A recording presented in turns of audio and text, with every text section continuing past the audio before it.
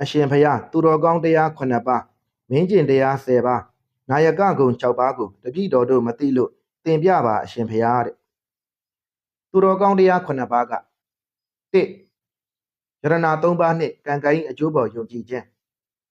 2မကောင်းမှု၌ရှက်ခြင်း3မကောင်းမှု၌ကြောက်ခြင်း4အကြားအမြင်များခြင်း5ကောင်းသောအလုံး၌လုံလဝရိယရှိခြင်း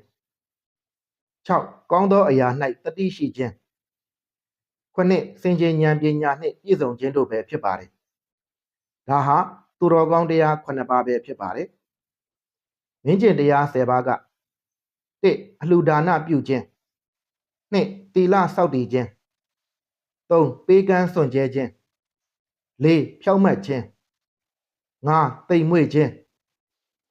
6ဥပုသ်သတင်းစောင့်တည်ခြင်းစတဲ့အကျင့်ကိုကျင့်ခြင်း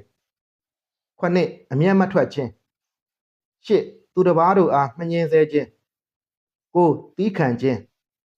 10တိုင်းသူပြည်သားတို့နှင့်မဆန့်ကျင်ခြင်းတို့ပဲဖြစ်ပါတယ်ဒါဟာမင်းကျင်တရား10ပါးပဲဖြစ်ပါတယ်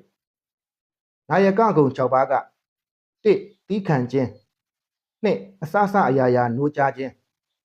3ငယ်သားတို့ထက်သာလွန်သောလုံလရှိခြင်း4ချီးမြှောက်ထောက်ပံ့ခြင်း5တနာကျင်နာခြင်း6အလုံးစုံသောအခွင့်အရေးတို့ကိုတွေးတောမျှော်မြင်စင်ကြယ်ဉာဏ်နှင့်ပြည့်စုံခြင်းစုံစမ်းခြင်းတို့ပဲဖြစ်ပါတယ်ဒါဟာနာယကဂုံ6ပါးပဲဖြစ်ပါတယ်